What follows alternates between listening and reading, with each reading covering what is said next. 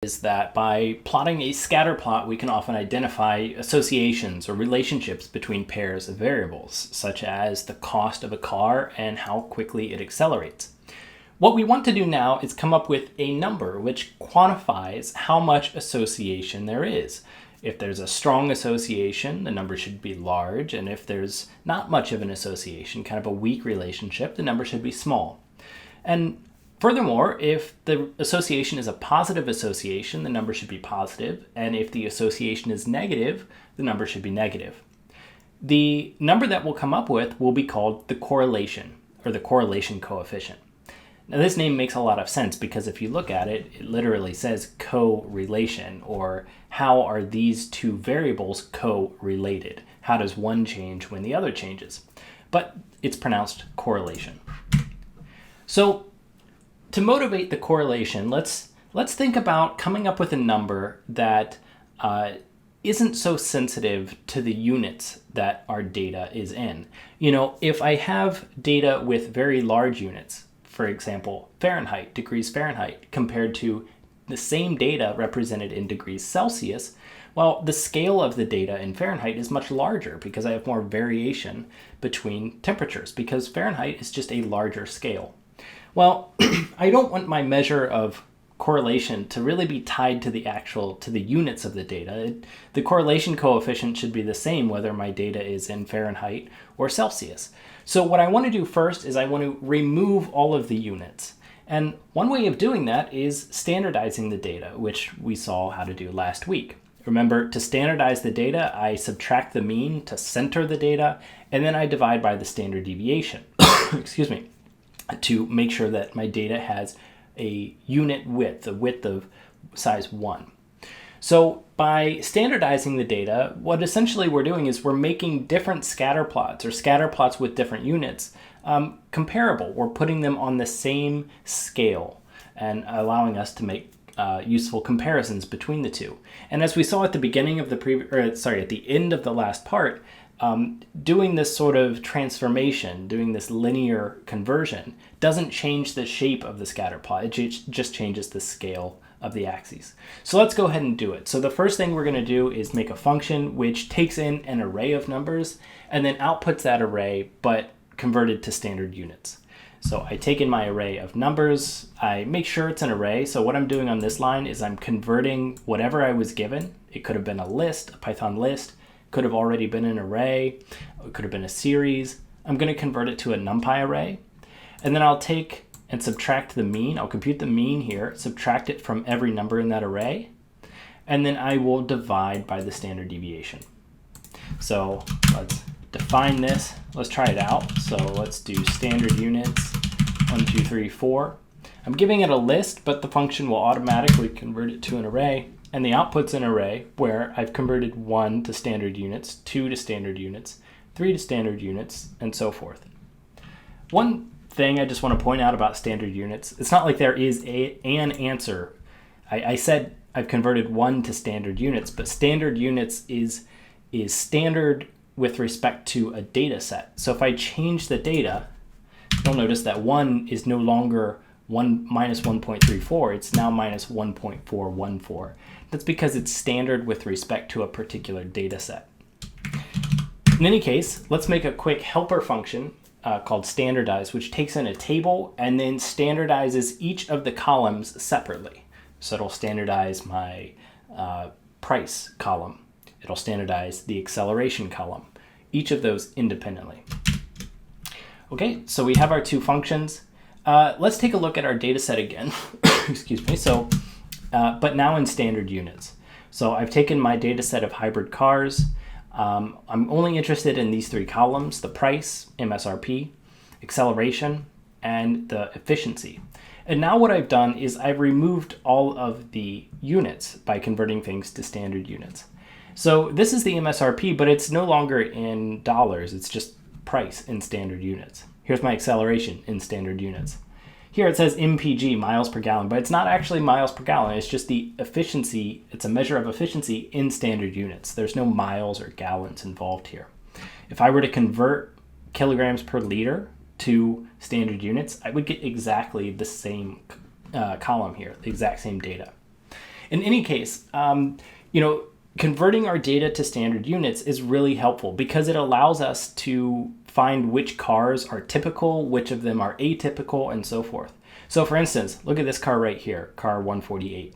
Its price is 2.48 standard deviations above the mean. So remember, the middle 95% is within -2 and +2 standard deviations. So 2.48 standard deviations, that's like in the top 2.5% most expensive cars. In fact, it's probably closer to top 1% most expensive. You can see which cars are most typical or which are most average. Those are the ones which have values close to 0. So for instance, this car right here, very average in price. I mean, it's a little cheaper than average, but not by much, and very average in acceleration. It's above average, almost by 1 standard deviation in fuel efficiency, though. Okay, so let's take a look at our data after converting to standard units. No surprises here. This looks exactly like the plot we saw at the end of the previous section. And that's because converting to standard units doesn't change the shape of the data. It only changes the scale of the axes. And that's an important point. I want to point out, not changing the shape of the data is big because what we're trying to do is, you know, find the trend, find the shape of the data when we're making a prediction. So we don't want to do anything that messes up that trend. And converting to standard units doesn't. Okay, so let's try to figure out which cars are, let's see, so kind of typical in both fuel efficiency, MPG, and MSRP, price. So what I'm going to do here is I'll make a query. It's a compound query with 4 different conditions to find the cars which are within 0.2 standard deviations of the average of the mean in fuel efficiency and in price. So let's get that list of cars. So here are like the most typical cars by those 2 measures, an Audi Q5 and a Chevrolet Bolt. Those are my 2 very average cars in terms of MSRP and MPG. But you'll notice both of them is a little different than typical in terms of acceleration. The Chevy Volt is kind of slow, the Audi Q5 is above average. So let's take a look at our plot here of acceleration versus MSRP. As we saw before, the faster the car, the quicker it accelerates, the more expensive it tends to be. There's no surprise there.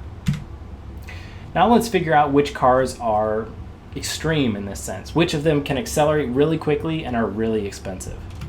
So I will find acceleration is more than 2 standard deviations away from the mean, and the price is 2 standard deviations above the mean. And here's what I get back. I get a bunch of active hybrids. I actually don't remember what brand is that. Active Hybrid 3. Okay, BMW. Okay, not very surprising there.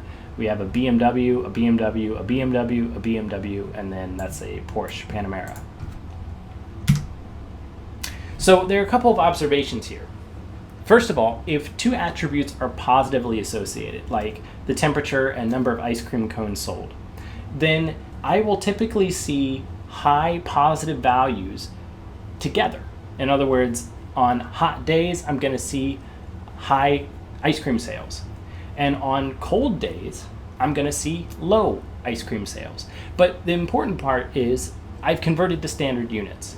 So when I say low ice cream sales, I'm talking about in standard units. Low ice cream sales will be negative in standard units because they're below average. Low means, below average, right? So if it's below average, that'll be negative. So when the one variable is high and positive, the other variable will be large and positive. And when one variable is below average, very large negative, the other will also be very large negative. On the other hand, if 2 attributes are negatively associated, meaning they have kind of like opposite sign, then positive values of one will be coupled with negative values of the other. So for instance, number of winter coats sold versus the temperature. So high temperatures in standard units, those are large positive numbers. Very low numbers of coats sold, that's large negative numbers, right? Because it's standard deviations below the mean. And so I have a high positive number with a large negative number paired together. On the other hand, if it is cold out, then my temperature is negative in standard units, but my number of coats sold is positive and large. So they have differing signs. If there isn't an association between two variables, for instance, the number of coats sold and the shape of the moon, or the number of coats sold and whether or not it's a Monday, although those might be related, I'm not sure. Two things which are like totally unrelated, then there shouldn't really be a pattern in their relative sizes and signs. You're only going to see this pattern when there is an association between the two variables. So we're going to use that observation to define the correlation coefficient. So the correlation coefficient is defined, so I have two variables, x and y. You can think of x as being the temperature, y as being the number of ice cream cones, whatever. The correlation coefficient measures how these two variables are correlated, how they are associated.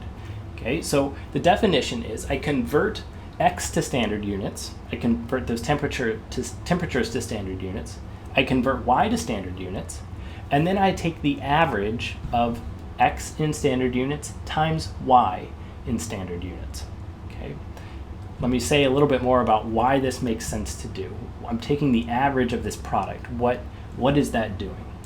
So first off, let's think about what happens if x and y are positively related.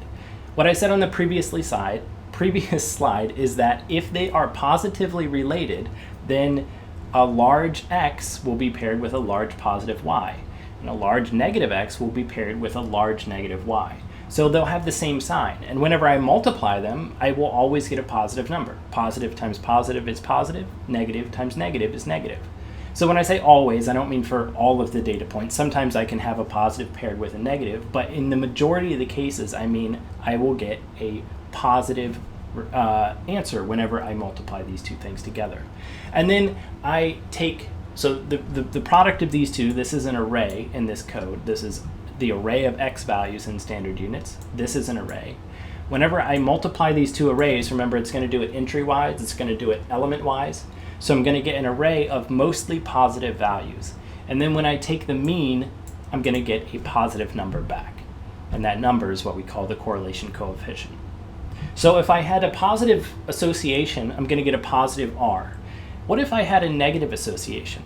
Well, then what's going to happen is, entry-wise, I'm usually going to pair a large positive number with a large negative number. For instance, number of ice cream cones sold versus number of coats, winter coats sold. Usually when one is large, the other one's small. And so in standard units, I'm multiplying things with different signs, positive and negative. So I get an array.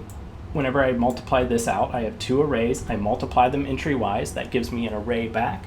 Most of the entries will be negative, and I take the average of those, I'll get a negative answer back. Okay, so if I had a negative association, r will be negative. If I had a positive association, r will be positive. If there really wasn't a trend, I'm going to have a lot of entries in this product which are positive. A lot of them are negative. They'll basically cancel out. So when I take the mean, they're going to add all up, but adding positives to negatives, you get something that kind of like is going to be not too far away from zero, and then I'm dividing by how many there are, so I'm going to make that thing really small. It's going to be a small number. So when the correlation coefficient is 0, that tells me that there wasn't much of an association between those two variables. So let's try it out. Let's try to calculate the correlation coefficient for acceleration and price, MSRP. So I'm taking the acceleration and the MSRP in standard units, and then I'm going to add a new column here called the product of these two. I'm just taking this column, multiplying it by this column. This is what's going to be inside here. I'm calculating this part. So let's go back, let's multiply it. Here's the product, okay? First thing we notice about this is almost all of these are positive. In fact, I don't see any negative ones, but I guarantee there are some. It's going to be positive because, if you think back, acceleration and MSRP are positively associated. As I increase one, the other one also tends to increase. So this was the scatter plot. We can see it there as well. As I increase acceleration, MSRP increases as well. Another way of thinking about this product that we just did here, okay, is what I'm doing is I'm taking this scatter plot, and I wish I were, I could draw on this because it would make it easier. But imagine oh, actually I can. Let's try this. Plot. This will plot a horizontal line. I want to plot a horizontal line at 0 and another horizontal line at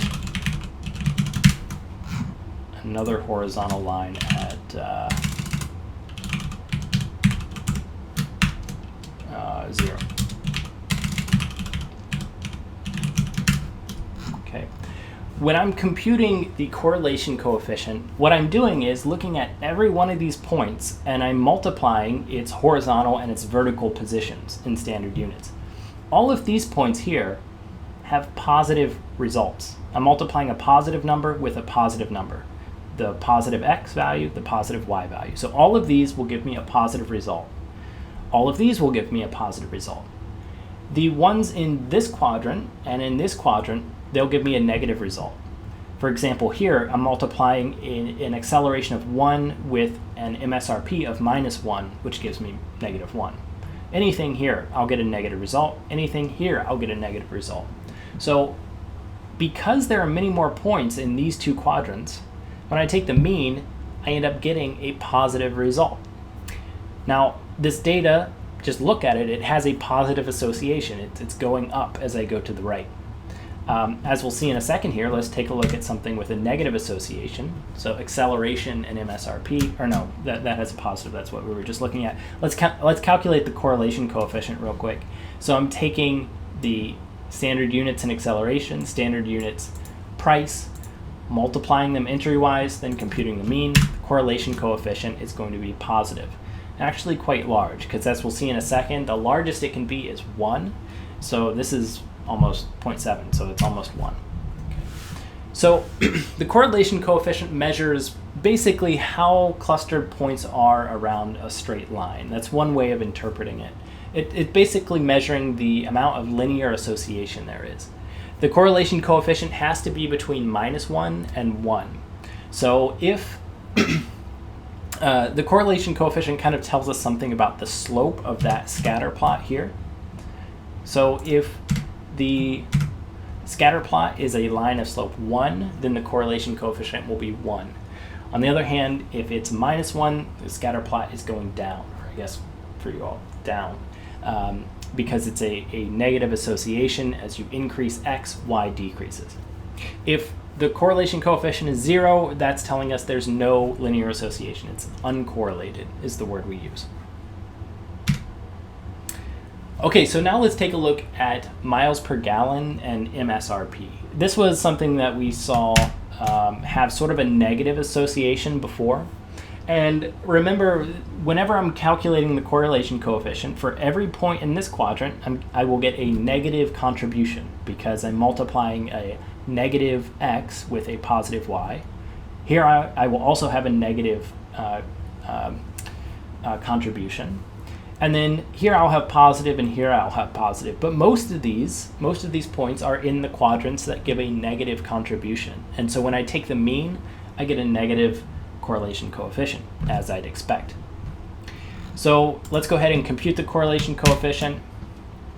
I compute the product column just like I did before. Now we notice that almost all of these are negative.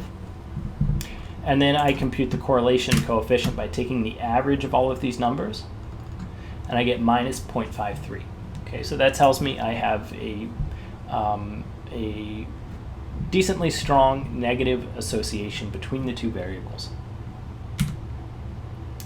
Let's take a look at scatter plots which have a given correlation coefficient. So I'm going to generate some data, and I'll show you what it looks like. So here's a data set which has a correlation coefficient of 1, meaning x is perfectly correlated with y.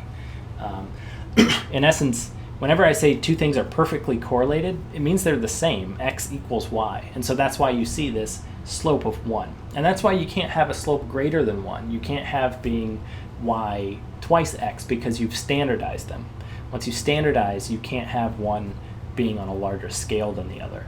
So the most correlated, the most co-related two variables can be is if they are equal, and here's what you would get. You would get x equals y, that gives you a slope of 1.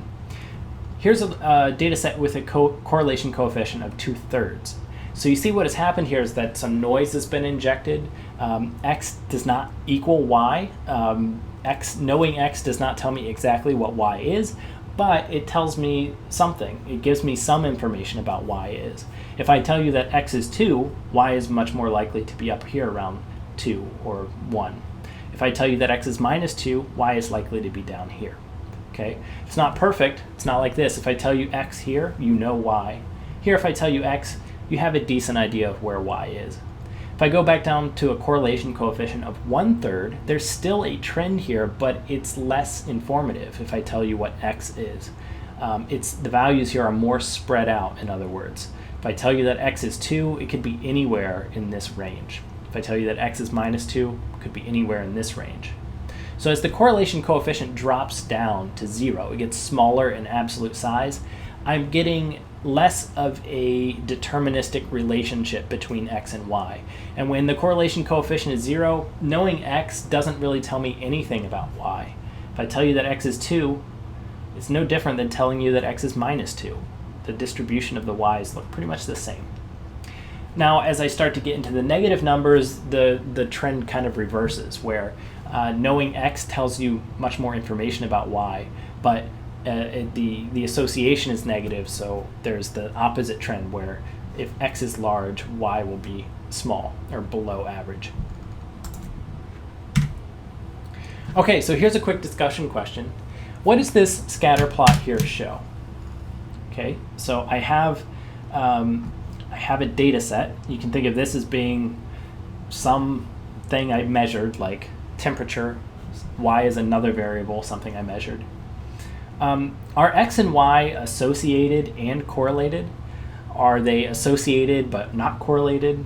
Are they correlated but not associated? And so forth. So remember, to be correlated, I have to have a correlation coefficient that isn't 0. If the correlation coefficient is 0, I say they're not correlated.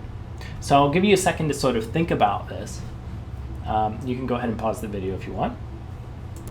So remember, association, two variables are associated if there's some trend. If it looks like knowing X would tell you something about Y. And in this case, they are associated. There is a trend here. It's not a linear trend, okay? It's a nonlinear trend. But knowing X pretty much tells us Y, okay? Now, is there correlation here? That's the big question. And the thing is, if I were to compute the correlation coefficient, I'm going to guess it's going to be very close to 0. And in fact, let's see. If I convert to standard units, which this data isn't in standard units, but if I do that, I'm going to pair up a positive result. Remember, you can kind of like draw that grid, the 0 line and the 0 line on the vertical and the horizontal axes. And you would get a point here paired up with a point over here, one of them having a positive contribution, the other one having a negative contribution. So it looks like the correlation coefficient will be 0. So let's go ahead and do it. I'll convert all of the numbers, the data, to standard units. I'll take the average, and that's the correlation coefficient. It's exactly 0. So you can see that here. This is the histogram of the products. So most of them are very small, close to 0, but it's symmetric. So for every negative one, I have a positive one of the same size. So to answer the question, there is an association here, but there is no correlation. So it is B. Okay. One thing to note here is that correlation, computing the correlation coefficient, normally we do that when we have a linear trend. Okay. It's most useful, it's most informative whenever I have a linear trend. If I have a nonlinear trend, correlation becomes not so useful. Okay, I definitely have an association here, and it's a very clear association. There's definitely a trend, but the correlation coefficient says there is no linear trend here. It says 0. So think back. Here's a data set with correlation coefficient 0. Here's another one with correlation coefficient 0. The point is, if I have a linear trend, correlation kind of captures the pattern. But if the trend isn't linear, then correlation isn't so meaningful.